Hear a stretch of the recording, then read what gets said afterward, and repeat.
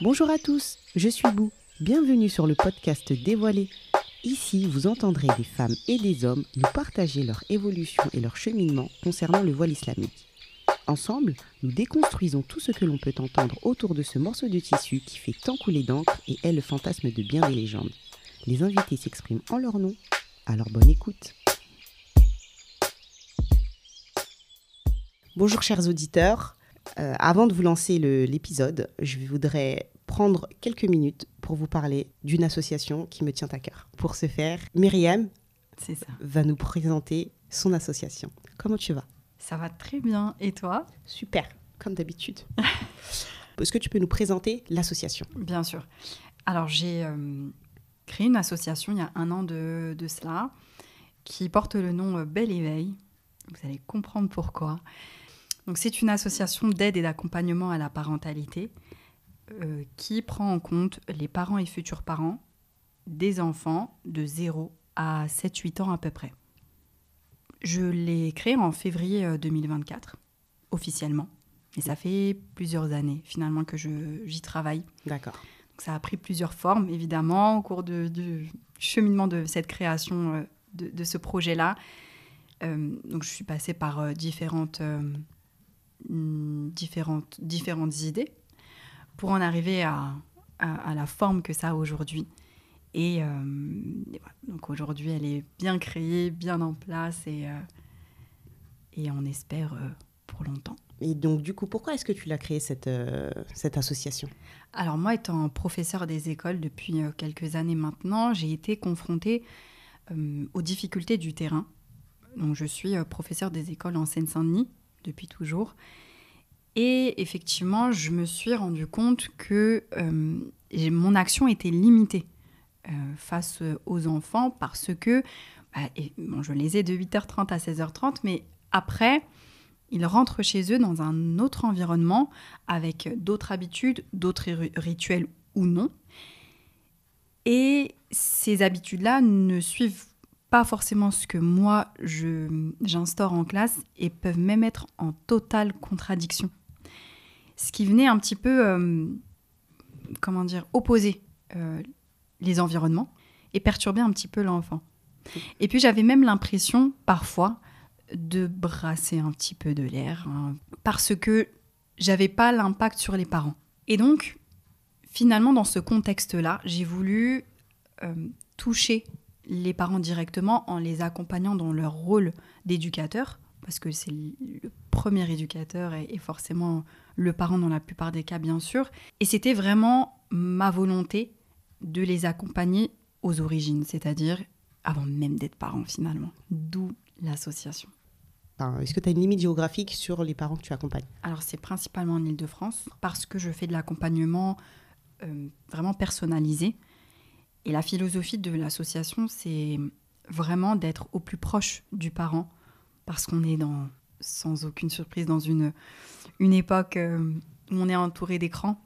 Et tout se passe virtuellement. Et bon, alors il y a plein de choses qui sont mises en place. Il y a des formations, il y a des choses qui sont mises en place sur Internet par plusieurs personnes. Mais effectivement, le parent, il se retrouve encore livré à lui-même face à un nouveau contenu et à des nouveaux outils. Or, je pense, pour ma part, qu'il est très important pour le parent d'avoir une écoute et d'avoir une aide vraiment à proximité. Et voilà, pour se déplacer, je me limite à l'Île-de-France parce que c'est plus simple. D'accord, donc c'est un accompagnement en présentiel. Complètement. Ok. Comment on fait pour te contacter ? Alors, j'ai une page Instagram, donc c'est bel, BEL-éveil. Que vous aurez en description de l'épisode. Voilà. Et j'ai également une adresse mail, donc contact beléveil, tout attaché, @gmail.com. Que vous aurez aussi en description de l'épisode. Si on résume, tu fais de l'accompagnement à la parentalité. Ton public, c'est les adultes pour les enfants. Exactement. D'accord. Ouais. Ça se fait en présentiel. Oui. Et comment est-ce qu'on te contacte ? C'est avec les infos que tu viens de nous donner là, maintenant. C'est ça. Ok, écoute, on peut te souhaiter que de la réussite. Et chers auditeurs et auditrices, n'hésitez pas à faire appel à elle. Je la connais personnellement et je peux vous dire que ça ne sera que du plus. Je te remercie énormément. Avec plaisir. Allez, bonne écoute. Avant de commencer l'enregistrement de ce podcast, je tiens à remercier chaleureusement l'association JABC, donc la jeunesse associative de Wacolombe, grâce à qui j'ai pu faire l'acquisition d'un matériel de qualité pour pouvoir vous offrir une expérience d'écoute de qualité. C'est parti. Bonjour à toi. Bonjour. Comment ça va? Très bien, merci. Tu t'appelles comment? Je m'appelle Hortense, j'ai la trentaine. Je suis d'origine camerounaise et j'habite en banlieue parisienne. D'accord. T'as grandi ici? J'ai grandi de mes 11 ans jusqu'à maintenant, ici, oui, en France. Et en banlieue parisienne. Pays des Gaulois. mais bien sûr, nous n'allons pas taire. En banlieue parisienne, oui. La vérité. Ok, donc banlieue parisienne. Oui. Et donc, aujourd'hui, tu es là pour parler d'un sujet Oui, qui ne te concerne pas directement, tout à fait. mais sur lequel tu as pu accompagner de près ou de loin des camarades, Tout à fait. des amis. Oui. Et je trouve que ton point de vue est important parce que tu es monothéiste pratiquante. Je ne sais pas ce que ça veut dire monothéisme. Monothéiste, c'est les gens qui croient en un seul Dieu. Tout à fait. Voilà. Voilà. Oui. Bah allez, raconte-nous. Ah oui, cours d'histoire-géographie, tout Ah ça là là. là, Ça remonte, hein. N'est-ce Ouais, pas, ouais. n'est-ce pas? Oui, oui, oui. Mhm. Est-ce que tu peux nous parler déjà de toi, d'où tu viens et par rapport à tes bagages, quelle idée tu avais de l'islam? Alors moi j'ai grandi jusqu'à mes 10 ans au Cameroun, un pays qui est catholique Ouais. et qui a une forte communauté musulmane, mais que nous on appelle les Aoussa. D'accord. Donc moi j'ai toujours baigné avec les deux cultures. Le dimanche on va à la messe, t'entends l'adhan, tu sais que c'est ça, hein, c'est comme ça qu'on dit. L'Éden. Voilà, t'entends l'Aïden et tu sais que c'est l'appel à la prière des musulmans et j'ai grandi avec jusqu'à aujourd'hui. Donc, je ne pourrais pas dire que j'ai une connaissance parfaite de ce qu'est l'islam, mais en tout cas, je connais un minimum pour me sentir un peu légitime d'en parler aujourd'hui. D'accord. Voilà. Ok. Et donc, du coup, tu es arrivée en région parisienne. Oui, je suis arrivée en région parisienne en 2000. Scolarisée au collège André Malraux, dédicace à ceux qui connaissent, à Asnières-sur-Seine, où j'ai eu des camarades de classe, amis de diverses origines et religions aussi. D'accord. L'islam, c'était pas un secret pour toi, parce que au Cameroun. Oui, l'islam, c'était pas du tout un secret pour moi. Quand je suis arrivée à Asnières, je savais très bien ce que c'était. Ouais, on va dire que l'école, pour le peu qu'il nous en parle, donne un aperçu. D'accord. Mais c'est plus avec des amis, la curiosité, où j'ai appris, où j'ai même découvert certaines choses que je pensais déjà connaître. Et en fait, ce n'était que bullshit. D'accord. Comme quoi, est-ce que tu peux nous donner des exemples? Comme notamment le voile, comme notre sujet d'aujourd'hui, n'est-ce pas? Bah, par exemple, je rebondis sur ça. Oui. C'est quelle information bullshit que tu avais eue? Moi, je pensais que les gens qui portaient le voile, c'était des gens qui étaient forcés par leur mari à le porter, à ci, à ça, parce que les maris étaient un peu possessifs et ne voulaient pas qu'on voie leur femme, enfin ce genre de choses, quoi. Donc, les idées... Comment t'es venue cette rumeur? J'aimerais dire. Alors, cette rumeur, elle a été alimentée des ragots. Quand on est au collège, tout le monde met un peu sa couche et sa surcouche et sa surcouche. Après, c'est beaucoup les médias aussi. Et les expériences personnelles d'entourage de la famille racontées, mais re-racontées, déformées. C'est tout ça qui fait que, ouais. À quel moment, en fait, t'as pris conscience de ce qu'était le voile pour des musulmans? Je pense que je me suis vraiment sentie, entre guillemets, concernée par le sujet le jour où j'ai une amie proche qui en a mis un. D'accord. avant ça, pour moi, ça reste au loin. Je peux pas aller jusqu'à dire que je peux même dire que je ne me sentais pas spécialement concernée, on n'en parlait pas, et pour moi,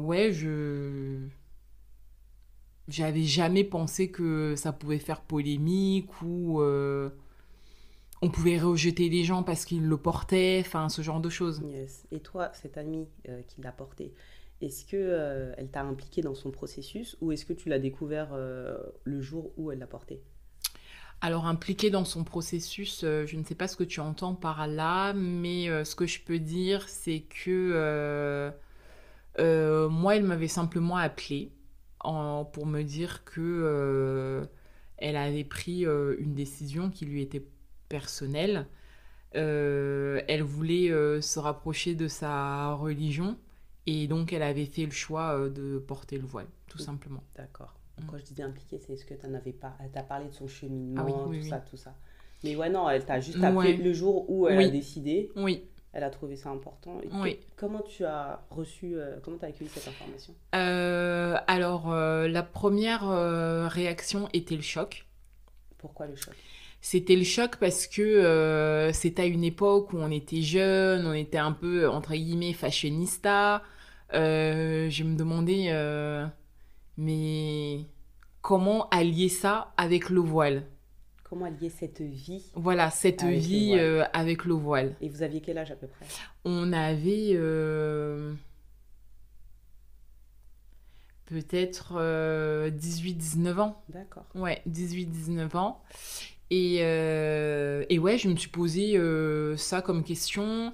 Après, la deuxième réaction qui m'est venue, ça a été un peu le rejet. Le rejet par la peur. D'accord. Parce que je me suis dit, ah mais si elle porte le voile, mais ça veut dire que je perds mon amie, je perds ma copine. On va plus parler des mêmes sujets. Je devrais lui parler que des sujets religieux. Mais moi, je connais rien à la religion. Donc, en fait, c'est toutes les questions qui me fusaient dans la tête, en fait, où je me disais, mais si elle porte son voile, mais on va parler de quoi? On va s'ennuyer, peut-être. Ouais. Et puis, peut-être qu'on sera plus amis, parce que je correspondrai plus à sa nouvelle vie. D'accord. Donc, c'était vraiment, deuxième phase, la peur de perdre une personne à laquelle on est attaché. Et la peur de l'inconnu, donc comme on ne connaît pas, on rejette. Il y a aussi la peur du changement qui s'entremêle parce que on avait nos habitudes et là, elle rentrait un nouvel élément dans cette amitié. Donc moi, je me disais, comment va être notre amitié après? Ouais, donc tout ça englobe vraiment la peur du changement, je dirais. D'accord. Et ces peurs-là, tu lui en as parlé ou Oui, je lui en ai parlé parce qu'on a toujours été très ouvertes l'une et l'autre. Je lui en ai parlé en lui disant il faudra que tu me fasses une liste de tous les sujets que je pourrais t'en parler. Donc ça l'a fait beaucoup rire. Et elle m'a dit mais je mets le voile, ça veut pas dire que je change, ça veut pas dire que je deviens une autre personne. Mais c'est sûr que les sujets dont on parlait parfois ouvertement, je pourrais plus appréhender ou en parler de la même manière. Voilà, et en fait je pense qu'à partir du moment où elle m'a rassurée sur mes doutes, du coup pour moi en vrai ça changeait rien. D'accord. Et je me suis rendu compte que tout ce que je ressentais finalement c'était juste un coup de panique, un peu à un enfant quand on lui dit c'est fini la crèche, c'est fini, tu sèches la crèche avec maman, tu vas aller chez les grands, tu rentres en CP. Non, je vais pas y aller. Ou alors ton content, ouais, je vais y aller. Oui. Moi, c'était non, pourquoi? Alors que ça ne changeait rien du tout. Et après, quand on en a parlé en profondeur, qu'elle m'a expliqué sa démarche de se rapprocher de sa religion, pour être aussi, moi, très proche aussi et à fond dans ma religion, du coup, j'ai mieux compris. D'accord. J'ai mieux compris et j'ai trouvé même ça exemplaire et courageux de sa part d'oser le faire et de prendre l'initiative de... Ok, donc t'es une super amie, t'es une super alliée. J'essaye. En fait, c'est cool ça. Et aujourd'hui, maintenant que tu as accepté. Bon, après, ça a été rapide, hein, j'ai l'impression que tu as eu peur. Oui, ça a été très rapide. De la discussion que Non, c'était très rapide. On peut dire que c'est comme si elle m'appelait là. Elle me dit, bon, bah, on parle de tout et de rien. Elle me dit, bon, bah, j'ai quelque chose à t'annoncer. Je vais porter le voile. Je suis là, ah! Et je raccroche. Et je la rappelle 1 heure après. Bon, bah, ok, dis-moi-en un peu plus parce que moi, j'ai des questions. Est-ce que ça va changer quelque chose entre nous? Comment je dois m'y préparer? Et ouais, mais c'est... je pars du principe que la communication, c'est la clé de tout, finalement. Faut pas avoir peur de poser des questions, faut pas avoir peur de dire des choses. Alors, ça demande un peu de courage, c'est vrai. Mais il faut oser poser des questions, il faut oser se dire les choses. Et c'est justement à partir du moment où il y a des non-dits, où on laisse place à des interprétations, que ça commence un peu à tanguer. Et tu penses que... Parce que là, elle a fait la démarche de t'appeler, donc de te préparer à sa nouvelle tenue vestimentaire. Si elle ne l'avait pas fait et que si vous aviez rendez-vous et elle se serait pointée avec son voile. Ça m'aurait fait un choc. D'accord. Vraiment, ça m'aurait fait un choc parce que... non, parce qu'il faut qu'on se remémore. Je sais même plus si c'est comme ça qu'on dit. Remémore. L'époque, enfin nous, à cette époque-là, on pensait qu'à s'acheter des jeans diesel, des jeans Levi's, on avait toujours le dernier truc à la mode. Donc, je pense qu'elle serait arrivée du jour au lendemain, je la voyais, bam, voilée. Oh, ça m'aurait clairement fait un choc. Donc, je pense que parce qu'elle me connaissait aussi, et peut-être, je sais pas, au nom de notre amitié... elle a eu la très bonne démarche de m'appeler et de me prévenir, quoi. D'accord. Donc ça a été... finalement, elle a fait un pas vers toi. Ouais, vraiment, je me suis sentie honorée qu'elle fasse ça. Et j'ai vraiment apprécié la démarche. D'accord. D'autant plus qu'elle n'a aucune obligation de le faire. C'est sa décision, elle est personnelle. Voilà. Mais je trouvais ça bien. C'est mignon. Bah, c'était au nom de votre amitié, je pense. Oui. Parce que tu le vaux bien. Ah oui. J'espère. Et toi, avant d'avoir cette amie qui se soit voilée, t'avais quelle idée du quotidien d'une voilée, en fait? Pour toi, une nana qui est voilée, qu'est-ce qu'elle fait, en fait? J'avais aucune idée. Aucune idée? Ouais, aucune idée parce que je n'avais jamais entendu parler de ce sujet-là. D'accord. J'avais jamais même vu quelqu'un voilé, de près ou de loin. D'accord. Et ouais, je n'avais jamais entendu parler. D'accord. Clairement. Ok, donc tu as tout découvert avec elle. Et qu'est-ce que tu peux me dire sur ce que vous avez commencé à faire quand elle a commencé à porter le voile? Bah, en fait, le fait qu'elle ait mis le voile, très honnêtement, ça n'a rien changé à ce qu'on faisait avant, nos habitudes, parce que le shopping, je continue à le faire avec elle. On parlait de tous nos sujets, sauf certains sujets. Oui, quand même. Un peu pudiques. Oui, là, c'est ça. Ouais. Rien, ça n'a vraiment rien changé parce qu'elle continuait à venir manger avec moi. Moi, j'allais manger avec elle. Elle venait chez moi, j'allais chez elle.